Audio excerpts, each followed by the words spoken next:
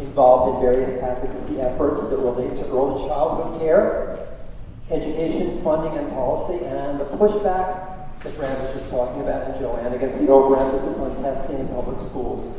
She has held a number of teaching and leadership roles in birth through college education settings and is currently the director of the city's first early education leadership institute. Fabulous. Dedicated to advancing best practices in the early education field. Any early education specialists here or teachers in the audience? Okay.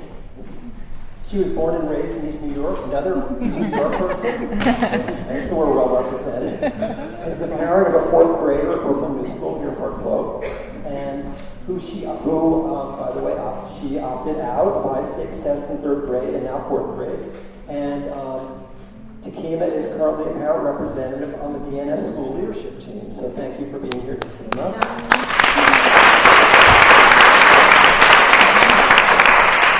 And Takima is Mary Beth Crosby Carroll, former language arts teacher at Visitation Academy, and has been a reading specialist now at PS 372, the children's school, for the past 12 years. Mary Beth is also, she works with special ed and general education students who are having difficulty reading. She's a New York State certified reading teacher and Orton Gillingham associate. She also has experience proctoring and grading the ELA exams. Mary Beth has a depth of knowledge about how children learn to read and how to intervene when children experience reading difficulty. So thanks for being here, Mary Beth.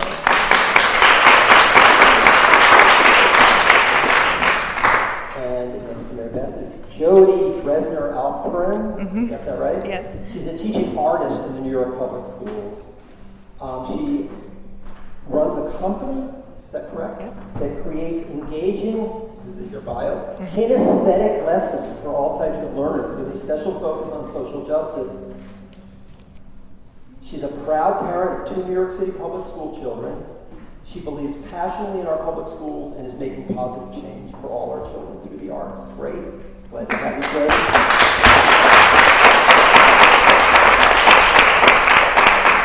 And finally, somebody I've known for a really long time. Ann Cook, who is a founding spirit mover, shaker at Urban Academy, Lab High School. She's taught students from kindergarten through college, co-founder of the Urban Academy. She currently directs the New York Performance Standards Consortium, which is a coalition, for people who know it, of 48 New York State public high schools that has developed and implemented a performance-based system of graduation level assessments in lieu of high stakes testing, and is also the editor of 3 series of children's books, as well as serving as the editor of teacher-to-teacher publications distributed by Teachers College Press. Please welcome Ann Cook.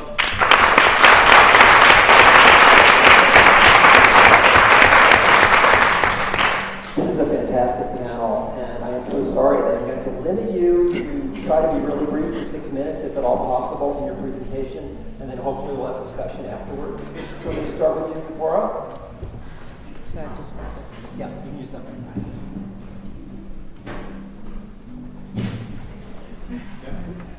Good evening, everyone. I want to thank you, everyone who invited us, the senators, our state senators, the pastor of the church. I'm proud to say that today was the second day of the ELA test, as all of you know. And in 261, out of the 377 third, fourth, and fifth grade potential test takers, 238 of our families opted out. Wow.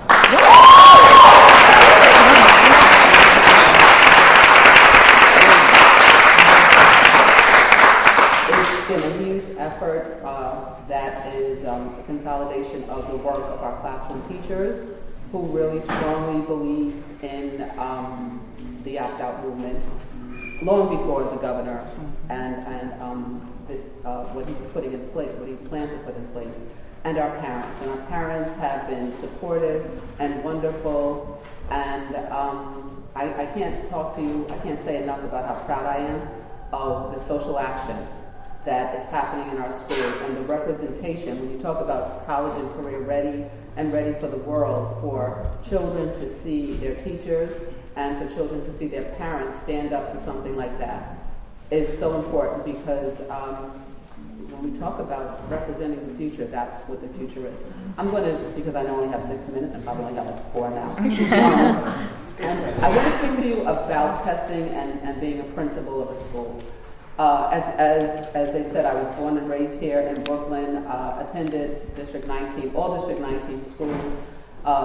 Miss Cashin would know PS 213, George Gershwin Junior High School, and Thomas Jefferson High School. And so as a Brooklynite and as a New York City public school student since 1966 or 67, I remember just taking a test. The teacher would say, bring 2 number 2 pencils, eat a good breakfast, and go to sleep early, and that was test prep. And when I started teaching in 1984, pretty much it was the same, right? I told my students the same thing my teachers told me. We took a test, no big deal. We got the results. It didn't really seem to matter at all.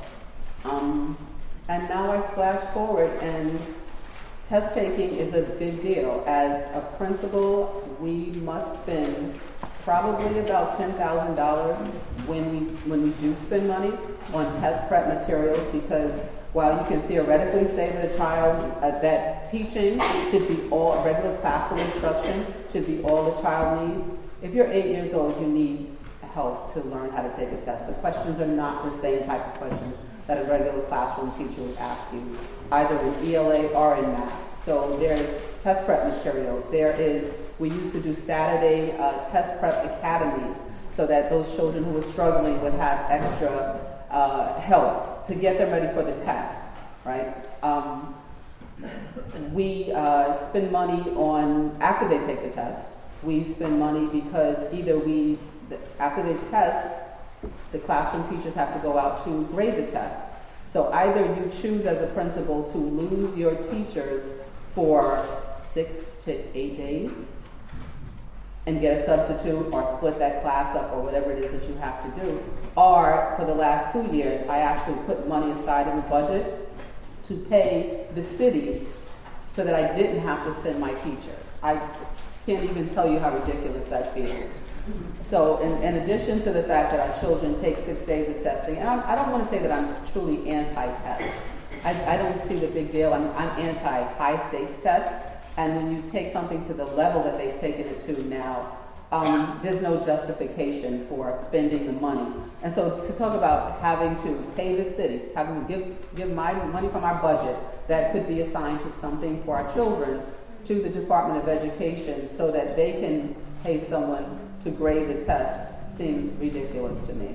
With 238 children not taking our class at the test today, one classroom teacher tested our general education 5th graders.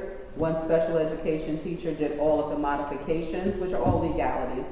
Most of our 4th grade took the test. We made special arrangements for those 4th graders. We did assessments, but we did assessments that were preparing them in a portfolio kind of way. So we didn't want them to just feel like they were just coming in and not doing anything. Everything we did today and yesterday and will do next week is purposeful.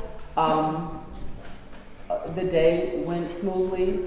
When every single human being in our building usually has to test because of all the modifications. The school pretty much shuts down during test time. It was, other than the test for those children who were taking the test, a normal day. We didn't have to do anything differently for our schedule. Our art teacher was able to teach art in her art room. That doesn't happen during test time. So there's so much as a principal and as a school that goes into testing. And then just think that, and for years, it was just what we did. And there was no, we just, we did what we did. We comply. But when you add high stakes to it, we have to stand up to that. We have to say enough, because when does it stop? It was bad before, but now it's ridiculous. It's insulting to think that teachers are, that teachers are judged, their evaluations, their teaching is judged in 2 tests, 6 days. What is it, about 420 hours on for a regular ed student? How is that possible when you spend day in and day out teaching children? You're measuring the learning of an 8-year-old or a 9-year-old or a 10-year-old, and that's, again, bad enough. But when you add the high stakes to it, it becomes insulting, and it's something to really think about as a parent and as educators. We have to stand up and just say, we need to make modifications. We need to think about this. We need to stop. We need to halt, and we need to evaluate what's happening and where this is going and why we're doing what we're doing.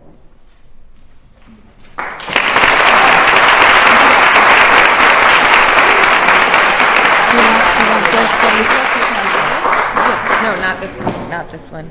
Oh, you can't move that? Oh, sorry about that. You have to hold.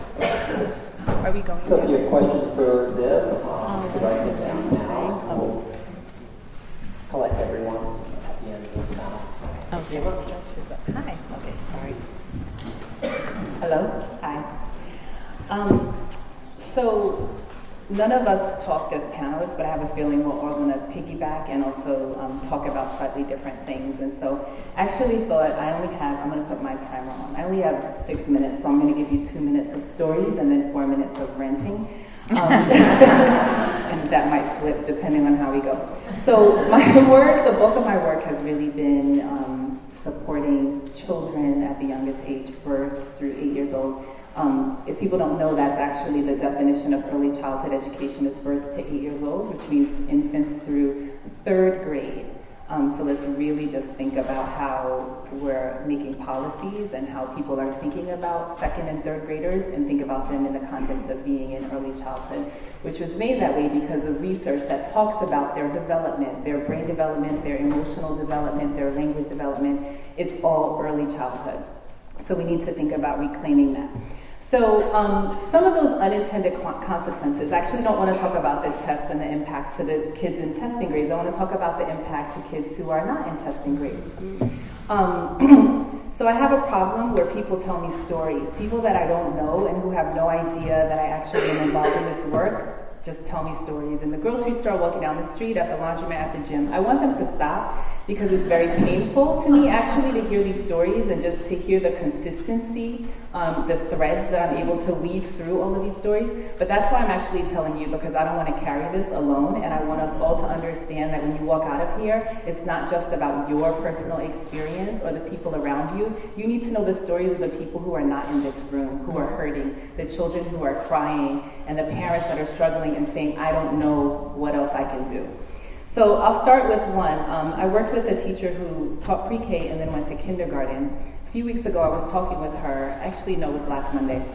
And I said, so what's going on in kindergarten?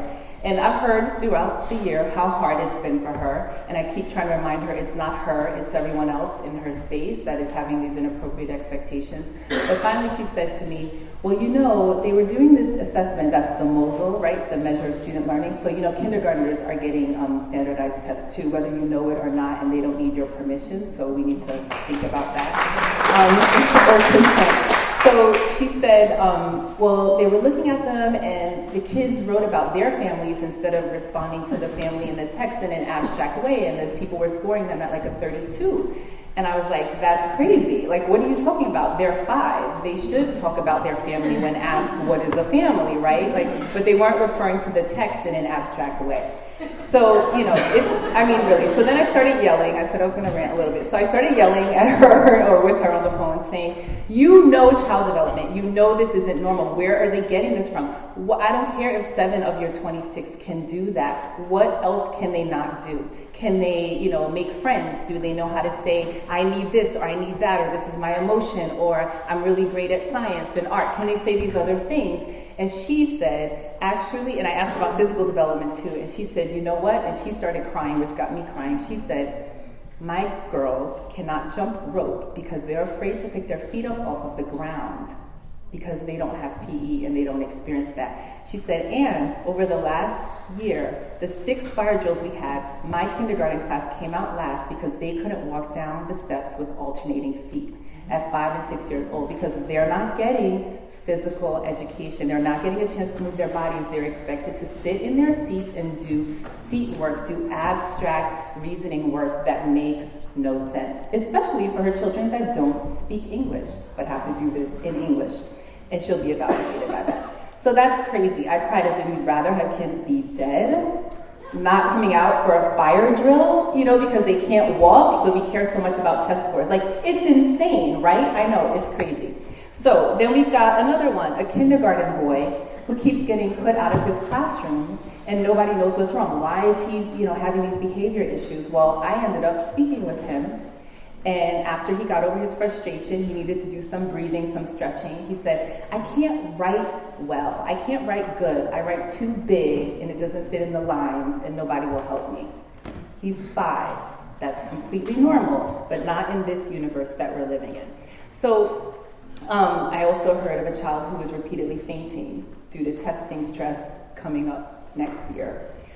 His parent was like, we're totally opting out. And that's in Brownsville, and I have others in Crown Heights. So just to understand, like, this is not only about 3rd, 4th, and 5th grade. This is about our entire educational system. We are losing...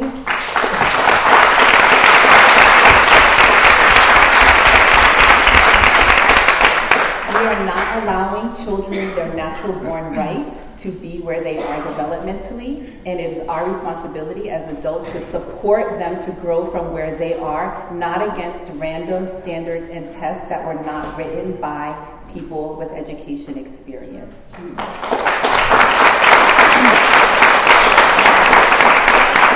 program that I work in, we have infants and toddlers, and we were told, can you please make sure the babies don't cry for Tuesday, Wednesday, and Thursday too loudly because it'll disturb the testing kids.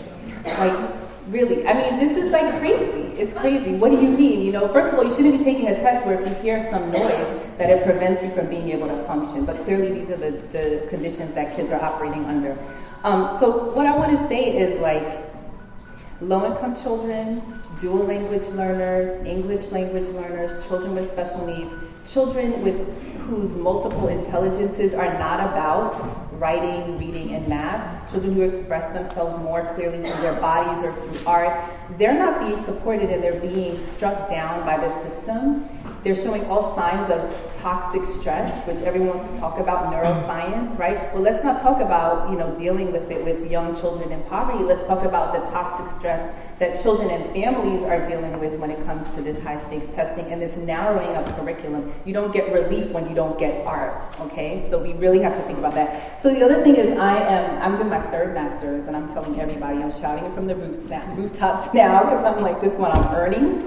So really hard. And this last one is in policy. And I just came from a class, which is why I was late, education and social policy. So I'm sitting in here saying, why are policy people not looking at the research? Because you know what research I read just a few weeks ago? Test scores don't correlate to college graduation or to higher wages in the labor market. Test scores, you know, people, they've studied, they look at the test scores, the test makers themselves say, or the people who are, you know, studying them say, they're not giving you all the information you need to have a value-added measure for a teacher. You need to do some other things, but we can't make policies, you know, that don't match what the research says. So I'm going to build something, and I invite you all to join me when I'm done, and take these stories and open up your ears and listen, walk out of your community and know that just because your kid is okay, it's not enough. We're all in this together. This is one community, one city.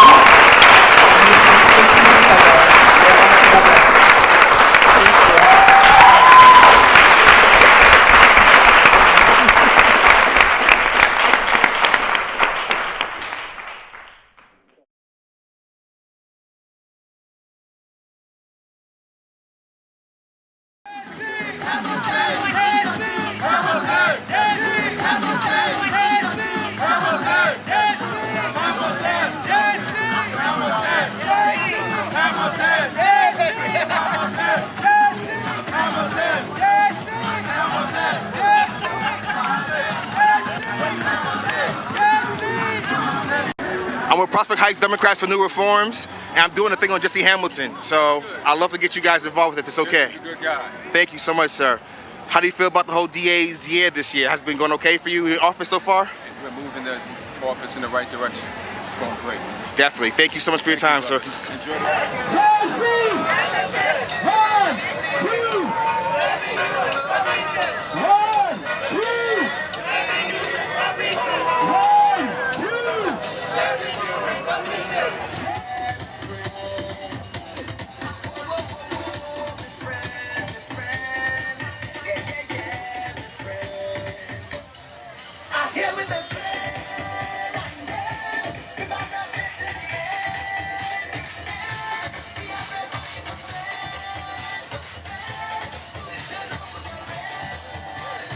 Everybody face me. Let's do it together. You ready? Now say no. We're gonna start in just a few seconds here. Everybody face me. We're gonna start in just a few seconds. Here we go.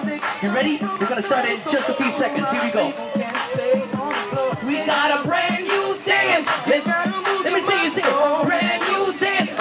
They're moving. They're moving. Here we go. You ready? To the left. To the left. Right foot kick up. Up. And shit what your mama gave ya. To the right. To the right. To the right. To the right. To the right. To the left. To the left. To the left. Kick.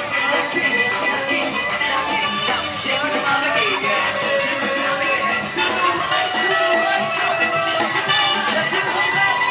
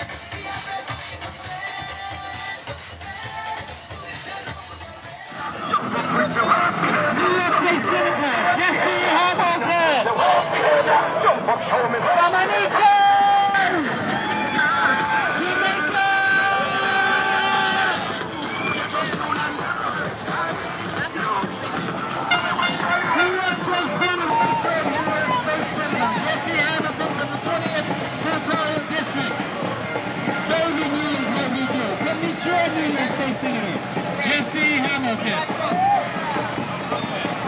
New York State Senator, Jessie Hamilton.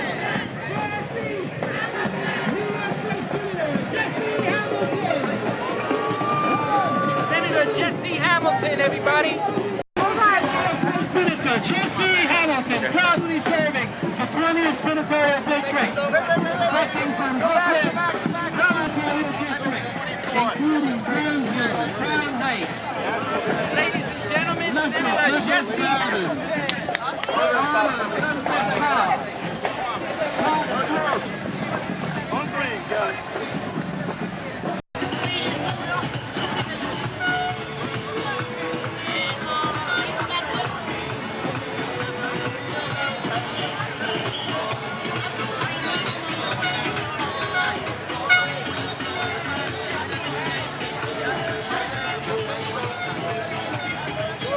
Senator Jessie Hamilton.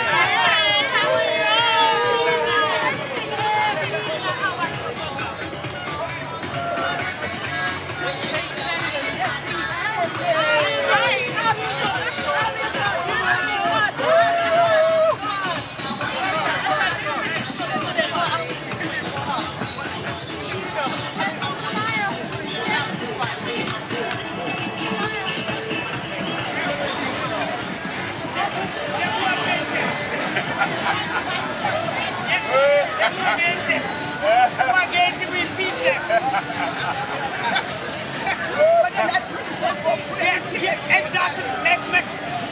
I know you're trying to fix it. They want to be against him. I'm on your side. Like we said. Sorry. Any one of them try to work against him and beat them. You gotta get up. Hi, how you doing?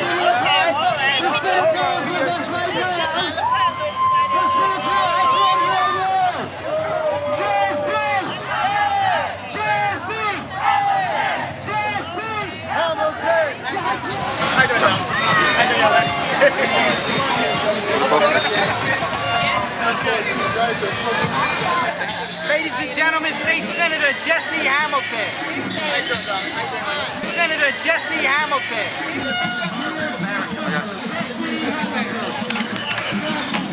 Gotcha. Ladies and gentlemen, State Senator Jessie Hamilton.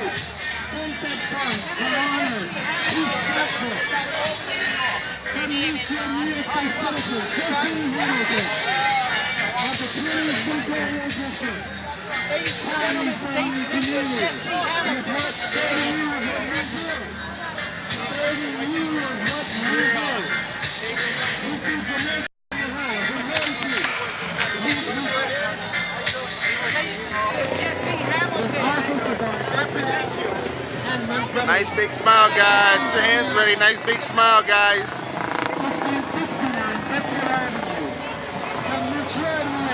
Yeah, I'll put you in the picture. His name is Jesse. Say hi, Jesse, okay? All right. She's so cute, right? Yeah, I know. That's why we got her next. She's coming up next. Yeah, say hi. You gotta wave. Oh.